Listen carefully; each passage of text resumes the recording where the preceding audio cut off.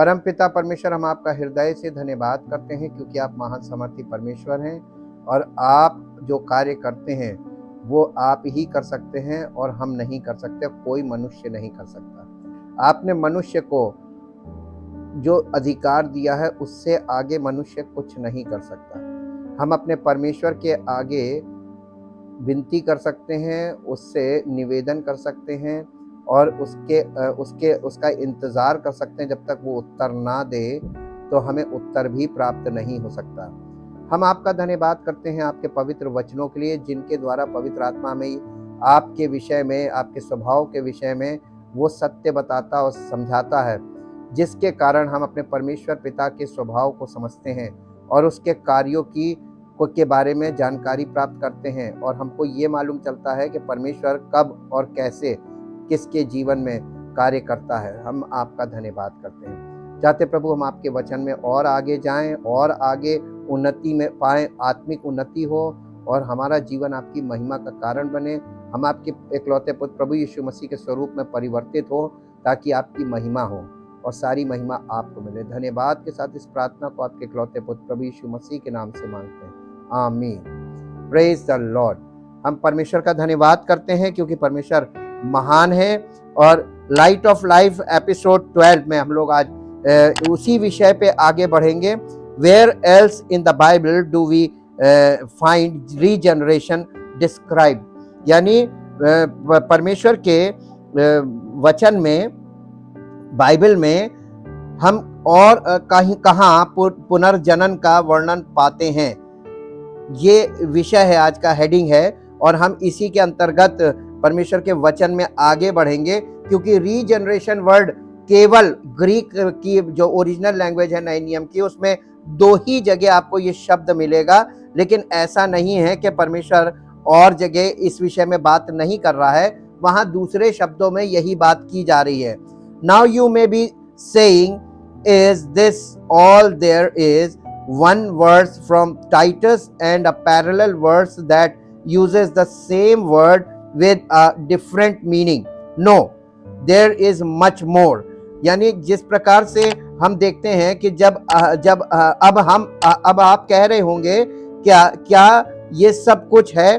तीतुस का एक पद और एक समानांतर पद जो एक ही शब्द का भिन्न अर्थ के साथ प्रयोग करता है, नहीं, और भी बहुत कुछ है। यानी रीजनरेशन के विषय में हमें और जानकारी चाहिए परमेश्वर के वचन से, और वो किन शब्दों में इस बात को कहा गया है। नंबर 1, 4 शब्द हम देखेंगे। नंबर 1, न्यू बर्थ, नया जन्म।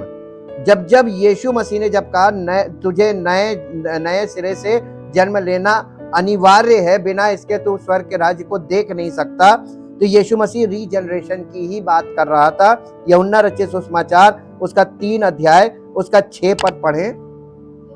क्योंकि जो शरीर से जन्मा है वो शरीर है, और जो आत्मा से जन्मा है वो आत्मा है।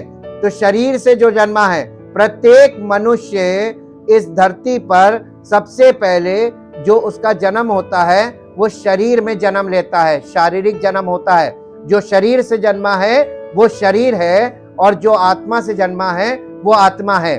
तो आपने आज तक किसी को आत्मा से जन्मा हुआ नहीं देखा होगा। लेकिन जब आप नए नियम में आते हैं, प्रभु यीशु मसीह के जन्म को आप देखते हैं, वो जन्म क्या शरीर का जन्म था कि आत्मा के द्वारा जन्म था? प्रभु यीशु मसीह का जो जन्म है वो शरीर में तो जन्म हुआ था, लेकिन जन्म पवित्र आत्मा के द्वारा हुआ था। क्योंकि जब उनकी माता के पास स्वर्गदूत आया और कहने लगा कि तू गर्भवती होगी, वो कुंवारी थी और उनकी मंगनी हुई थी, और उसने स्वर्गदूत ने कहा शादी से पहले कि तू गर्भवती होगी और एक पुत्र को जनेगी और उसका नाम तू यीशु रखना, क्योंकि वो सब मनुष्य के उद्धार का कारण होगा। तो उसने ये बात बोली थी, ये कैसे संभव है? मैं तो किसी पुरुष को जानती तक नहीं। तब पवित्र आत्मा फरिश्ते ने कहा था, जिब्राइल जो फरिश्ता था उसने कहा था कि परमेश्वर का आत्मा तुझ पर छाया करेगा, और पवित्र आत्मा की सामर्थ के द्वारा जो उत्पन्न होगा वो परमेश्वर का पुत्र कहलाएगा।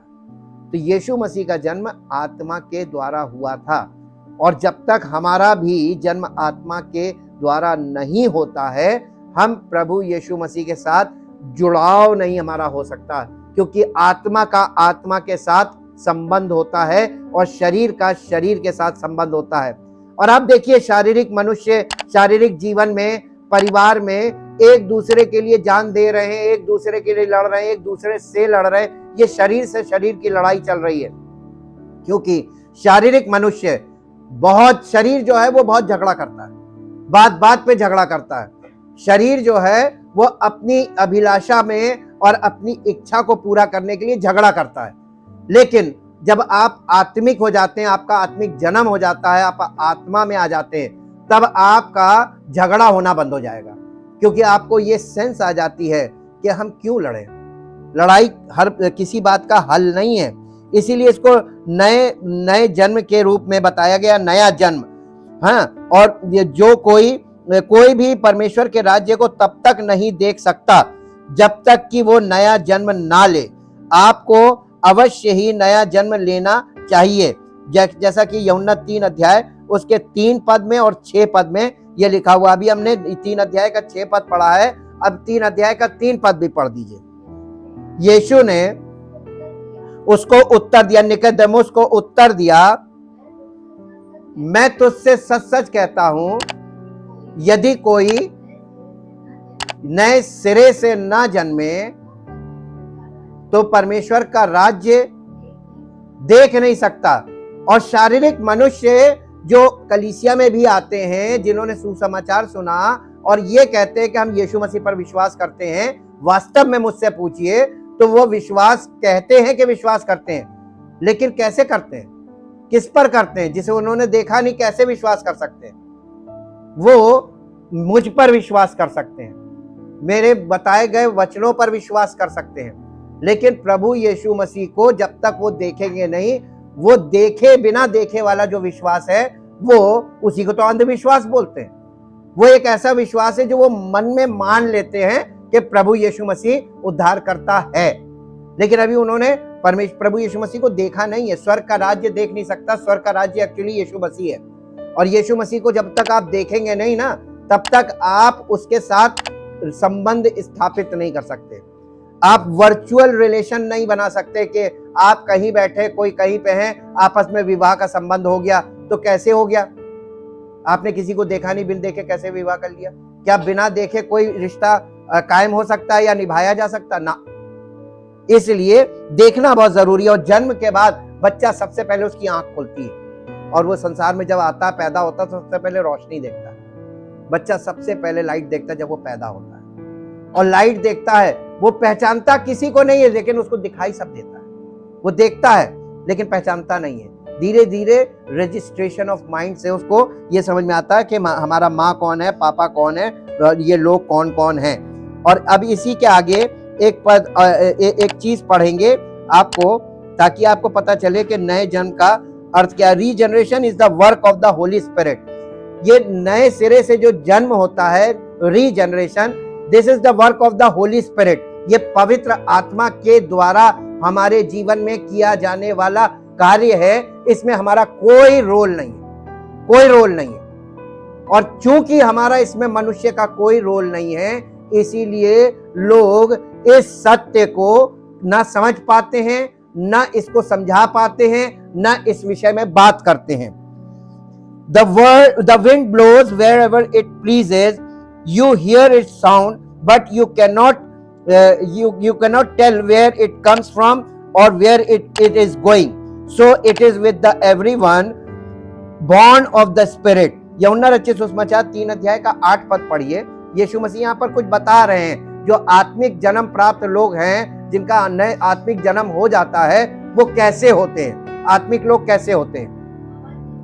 हवा जिधर चाहती है, आपने देखा हवा चलती है, आपको दिखाई दी कभी? कभी नहीं दिखाई दी होगी, लेकिन आपको पता है हवा चल रही है। कैसे पता चलता है? क्योंकि हवा जब चलती है तो चीजें हिलती हैं, पेड़ हिलने लगते हैं। तेज चलती है तो पेड़ झुक तक जाते हैं, पेड़ उखड़ तक जाते हैं। तो हवा जिधर चाहती है उधर चलती है, और तू उसका शब्द सुनता है, परंतु तू ये नहीं जानता वो कहां से आती? हवा, आपको ये नहीं पता कहां से हवा आ रही है और हवा किधर जा रही है।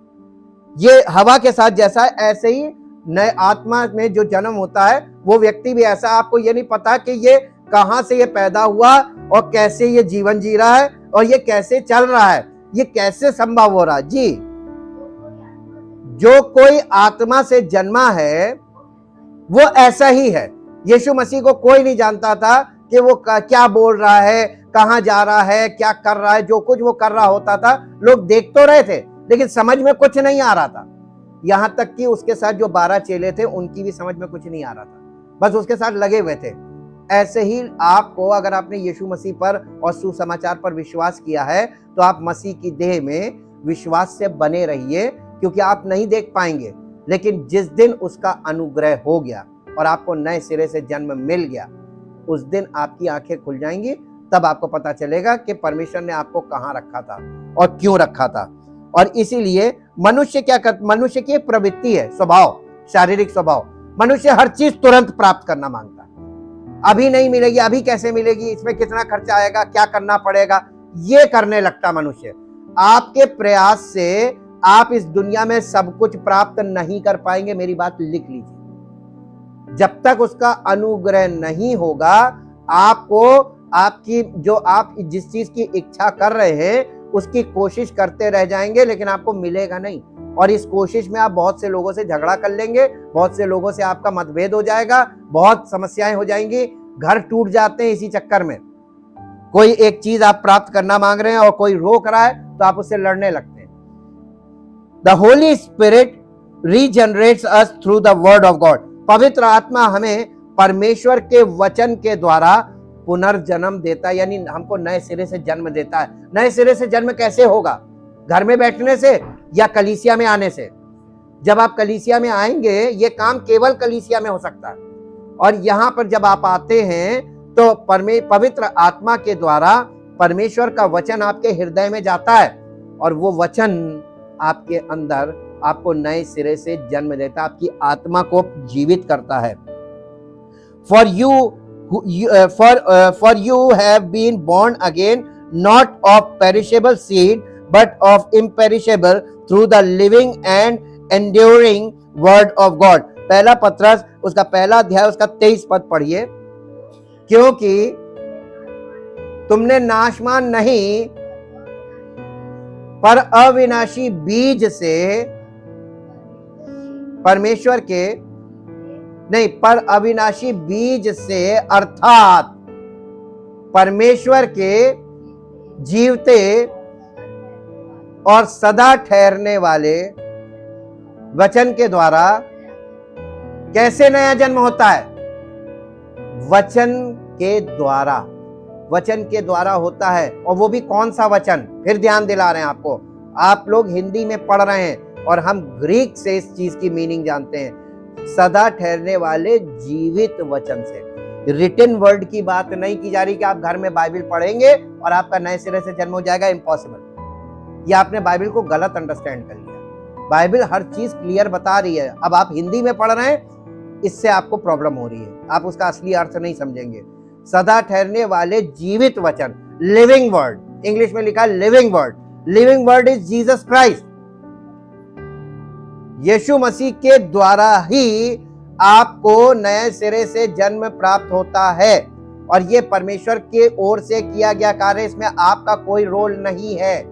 ये बार बार याद दिला रहे हैं। ये नहीं कि आपने घर में बाइबल पढ़ ली और आपको नए सिरे से जन्म, इम्पॉसिबल।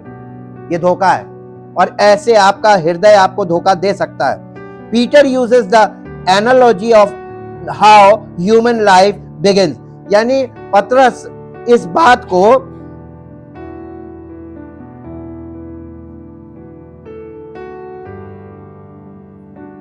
बाइबल कई अलग अलग तरीकों से रीजनरेशन के चमत्कार का वर्णन करती है, लेकिन शायद सबसे प्रसिद्ध उदाहरण तब है जब यीशु एक बहुत ही धार्मिक व्यक्ति निकोदेमुस से नया जन्म या आत्मा से पैदा होने के बारे में बात करते हैं। ये जितनी बातें अभी यूहन्ना 3 में हो रही हैं, ये यीशु मसीह एक बहुत धार्मिक व्यक्ति था और वो यहूदी था और वो यहूदियों का हेड था, उसका नाम निकोदेमुस था, उसको यीशु मसीह ये बात बता रहे थे, जो शास्त्र का अच्छा जानकार था। पुनर्जन्म पवित्र आत्मा का कार्य है और इसीलिए हम परमेश्वर के वचन के द्वारा इस बात को समझ रहे हैं। पतरस सादृश्य का उपयोग करता है कि मानव जीवन कैसे शुरू होता है। जीवित बीज आता है और क्षण भर में एक नए जीवन की कल्पना की जाती है। बीज हमेशा नया जीवन नहीं लाता है, लेकिन बीज के बिना कोई नया जीवन नहीं है। बीज हमेशा नया जीवन नहीं लाता है। कभी कभी बीज आता है, अगर भूमि की मिट्टी जो है वो सही नहीं हुई तो बीज क्या पेड़ बनेगा? कई बार पेड़ उग आएगा लेकिन फल आने से पहले वो सूख जाएगा। तो भूमि बहुत इंपॉर्टेंट है और भूमि मनुष्य का हृदय है। बीज क्या है? परमेश्वर का वचन, और भूमि क्या है? मनुष्य का हृदय। तो जब तक ये दोनों चीजें एक ऐसी ना हो, बीज जेन्युइन है, बीज सही है, लेकिन अगर भूमि सही नहीं है तो बीज सड़ भी सकता है, उग कर पौधा उगाने के बाद भी मुरझा सकता है, सड़ सकता है, फल देने से पहले भी खराब हो सकता है, सूख सकता है। लेकिन जब तक वो पूरा फलवंत ना हो जाए तब तक उस पर काम किया जाना आवश्यक है। बीज के साथ ये चीज है। बीज के बिना कोई नया जीवन नहीं है। आप परमेश्वर के वचन के जीवित बीज से फिर से पैदा हुए हैं। हम और आप परमेश्वर के वचन रूपी बीज से वो फिर से जन्म लेते हैं। ये हमारा आत्मिक जन्म होता है। और इसीलिए यहां पर लिखा हुआ है कि you may ask why don't you just say you are talking about being born again.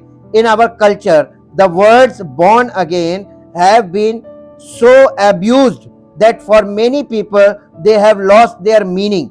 यानी इसका मतलब ये हुआ कि आप पूछ सकते हैं, आप ये क्यों नहीं कहते हैं कि आप फिर से जन्म लेने की बात कर रहे हैं? ये प्रश्न है। और इस प्रश्न के साथ एक चीज है, हमारी संस्कृति में फिर से जन्म शब्दों का इतना दुरुपयोग किया गया है कि कई लोगों के लिए उन्होंने अपना अर्थ खो दिया है। यानी कहने का मतलब यह है कि बॉर्न अगेन आपने बहुत सुना होगा, कलीसियाओं में बहुत होता है, I am a born again, ये लोग बॉर्न अगेन है। लेकिन आप बॉर्न अगेन व्यक्ति से ठोकर खा जाते हैं। आप कहते हैं इन्होंने तो कहा था ये बॉर्न अगेन है, ये आत्मिक है, लेकिन उनके जीवन में आप देखते कि नहीं, कहने को तो ये सेल्फ प्रोफेस्ड कह रहे हैं, अपने मुंह से इस बात को डिक्लेयर कर रहे हैं कि मैं नए सिरे से मेरा जन्म हुआ है, लेकिन उनके जीवन से आप ठोकर खा जाएंगे। क्योंकि इसीलिए ये शब्द अब बहुत ये इसका दुरुपयोग लोगों ने कर दिया है और इसलिए ये शब्द अब जेन्युइन वर्ड नहीं रहा आज के युग में। इसीलिए यहाँ पर कह रहा है कि हमारी संस्कृति में ये शब्द अब इसका अर्थ लोगों ने खो दिया है। हमारे देश में बहुत से लोग कहेंगे कि उनका नया जन्म हुआ है, लेकिन वे मसीह से प्यार नहीं करते हैं और वे इस तरह से नहीं जीते हैं जो दुनिया से अलग है। बिल्कुल सही बात है। ये रिसर्च रिपोर्ट मैं आपको पढ़ के बना रहा हूं।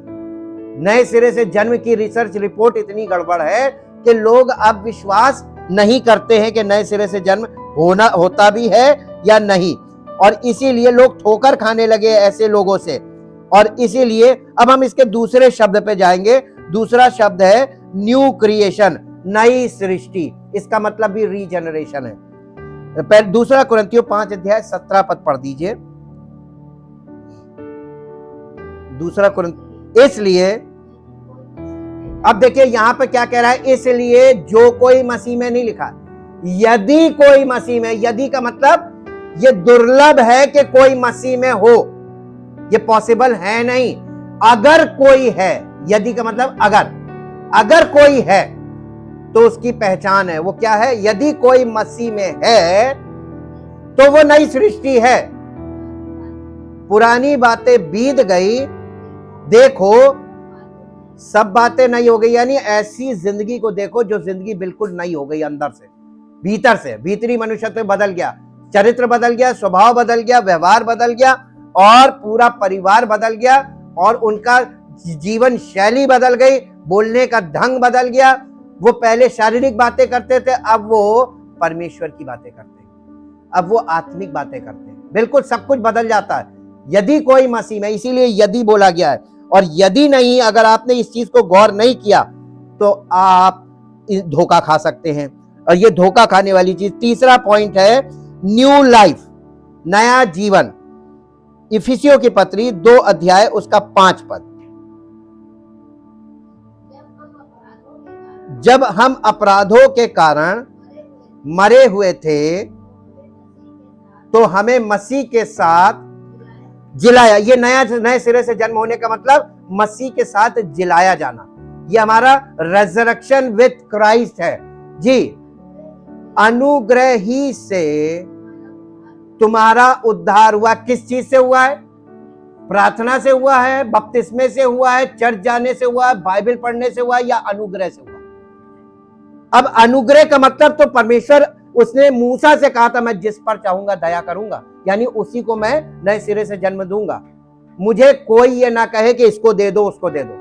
मैं किसी के कहने से नहीं काम करता हूं। परमेश्वर कभी किसी के कहने से काम नहीं करता।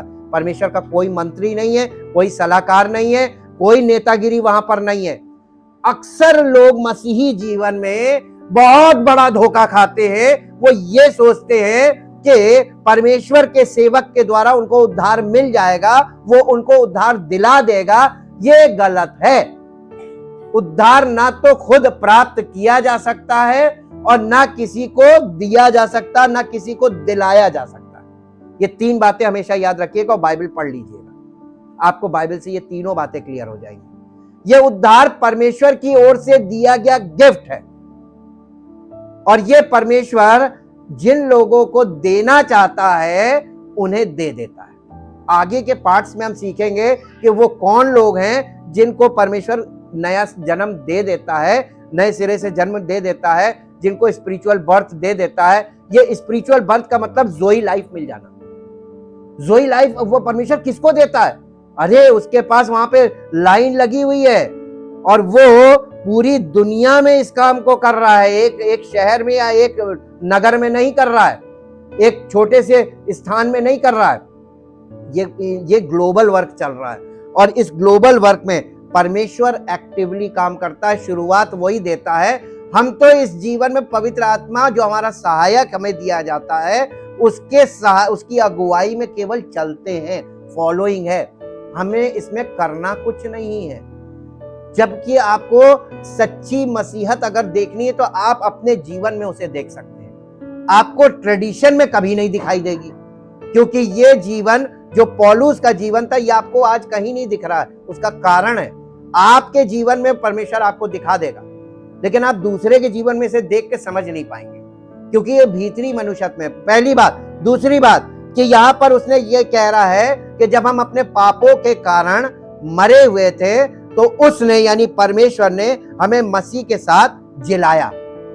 मसीही लोग ये कहते हैं, उनका ये मानना है कि मरने के बाद डेड बॉडी को हम गाड़ेंगे और जब यीशु मसीह आएंगे तो वो बॉडी को जिंदा करेंगे और तब हमको नया जन्म मिलेगा या हम आत्मिक जन्म जीवन में प्रवेश करेंगे।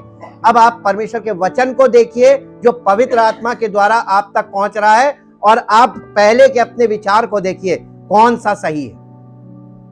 पहले का विचार परमेश्वर के वचन में साफ लिखा है, ये मिट्टी का शरीर है, ये पृथ्वी का शरीर है और मांस और लहू परमेश्वर के राज्य के वारिस नहीं हो सकते। तो ये बॉडी परमेश्वर के राज्य की वारिस नहीं हो सकती। तो प्रभु यीशु मसीह के साथ पुनरुत्थान आपको जीवित रहते में चाहिए, और अगर आप जीवित रहें और आपका पुनरुत्थान नहीं हुआ तो मरने के बाद कोई पुनरुत्थान नहीं है। ये समझ लीजिए। और इसी के विषय में पौलुस ने विस्तार पूर्वक बताया पवित्र आत्मा में होकर, और पवित्र आत्मा इन्हीं बातों को आगे बढ़ाता है जो पवित्र आत्मा के द्वारा पौलुस ने बोली और लिखी गई हैं। हम बाइबल के बाहर जाकर इन बातों को नहीं देख सकते। इसकी व्याख्या बाइबल से ही हमको देखनी है। इसलिए इफ यू आर लिखा है कि if you are in Christ this is what has happened to you, यानी अगर आप मसीह में हैं तो आपके साथ क्या हुआ मालूम है? आपको मसीह के साथ जिला दिया गया है, रेजरेक्शन हो गया, आपके प्राणों का पुनरुत्थान हो गया, यानी प्राणों का उद्धार। यही प्राणों का पुनरुत्थान, प्राणों का उद्धार और नए सिरे से जन्म और न्यू क्रिएशन, ये सब एक बात हो जाती है। रीजनरेशन इसी को बोला गया है। God has made you alive, परमेश्वर ने तुम्हारी आत्मा को प्राणों में जिंदा कर दिया। A spiritual resurrection has taken place in your soul, हमारे प्राणों में आत्मिक पुनरुत्थान आ गया, आत्मिक तौर पे हम पुनरुत्थान हमें मिल गया। More than just forgiveness, माफी से ज्यादा बड़ी चीज मिली हमें रीजनरेशन में, हमारे प्राणों का उद्धार हुआ है और हमें जीवन मिला है, जोई लाइफ यानी रेजरेक्शन हो गया हमारे प्राणों का। God has given you new life from the dead, हमारी आत्मा जो मरी हुई थी परमेश्वर ने हमको उस मृतक आत्मा में जीवन डाल दिया। यू हैव बीन रीजनरेटेड, इसी को बोला जाता है नए सिरे से जन्म। क्लियर? अब चौथा पॉइंट आता है और चौथा पॉइंट है, इसको ये नया जीवन कह लीजिए, नया जीवन था। अब चौथा पॉइंट है न्यू हार्ट, ये रीजनरेशन को नया हृदय भी बोला गया है बाइबल में। Ezekiel lays out 2 promises of the gospel, यहेजकेल नबी की पुस्तक में 2 वायदे आपको देखने को मिलेंगे और वो 2 यहेजकेल सुसमाचार की 2 प्रतिज्ञाओं को बताता है, यानी सुसमाचार के द्वारा परमेश्वर मानव जीवन में 2 काम करेगा। कौन करेगा? परमेश्वर करेगा, पास्टर नहीं, और चर्च के द्वारा यह काम नहीं होगा। चर्च में काम होता है, चर्च काम नहीं करता। Church is the body of Jesus Christ, living body, ये स्पिरिचुअल बॉडी है और ये स्पिरिचुअल बॉडी चर्च बिल्डिंग नहीं है। और आज तक मैक्सिमम मसीही लोग बिल्डिंग को ही चर्च मानते हैं, उन्हें यही नहीं मालूम है कि चर्च बिल्डिंग नहीं है। पहली सदी की कलीसिया में कौन सी बिल्डिंग थी? 100 साल के कलीसियाई इतिहास में एक भी बिल्डिंग नहीं थी। मॉडर्न एज में बिल्डिंगें आ गई। अब इसके लिए आपको इतिहास पढ़ना पड़ेगा कि बिल्डिंग क्यों आई, कैसे आई, क्यों हुआ। जब आप पुराना नियम में हम लोगों ने अभी पिछले समय में स्टडी करके देखा कि परमेश्वर तंबुओं में वास करता था। दाऊद ने उसके लिए जब मंदिर बनाने की बात की, बिल्डिंग, तो परमेश्वर ने कहा ना, बिल्डिंग नहीं चाहिए, बिल्डिंग नहीं चाहिए। अगर परमेश्वर को बिल्डिंग चाहिए होती तो उसने तंबू का नक्शा क्यों दिया? परमेश्वर ने तंबू की एक एक माइन्यूट डिटेल तक बताई।